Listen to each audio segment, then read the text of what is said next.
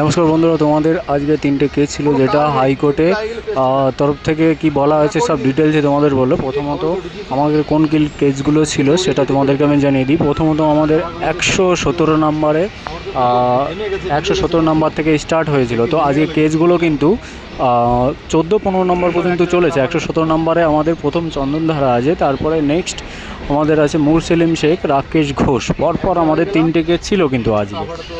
সেই পরিপ্রেক্ষিতে কিন্তু আজকে কেসটা কিন্তু ফার্স্টের দিকেই মেনশন করা হয়েছিল, ঠিক আছে, মেনশন করা হয়েছিল। তো অ্যাডিশনাল যে আমাদের রেজাল্টের কথা বলা হয়েছিল এখানে, যে অ্যাডিশনাল উকিলই বলেছিল এবং তোমাদের যে স্টেট উকিল থাকার কথা তিনি কিন্তু উপস্থিত ছিল না। এবার উপস্থিত না থাকার কারণে তোমাদের কিন্তু নেক্সট ডেট দিয়েছে 8ই জুন। 8ই জুন তোমাদের নেক্সট আরও কিছু কিছু কেস আছে যেগুলো, সেইগুলোর জন্য 8ই জুন আবার ডেট দিয়েছে, ঠিক আছে।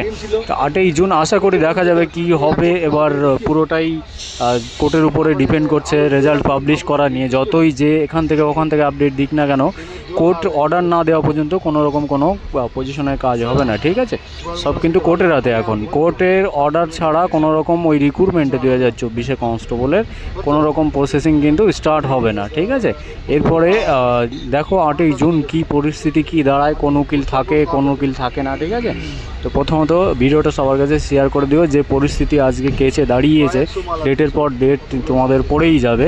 এই কারণে অনেক সময় কী বলো তো, নিজেদেরও একটু বুদ্ধি খাটিয়ে চলতে হয়। সবাই একতা আছে, অনেক গ্রুপ আছে, গ্রুপে আলোচনা করতে হয় কেসটা সলভ করা যায় কী করে, কী করলে কী হবে। তোমাদের শুধু ফাও জিনিস ডেপুটেশান, আর এদিকে কোথায় এমএলএ কোথায় এমপি।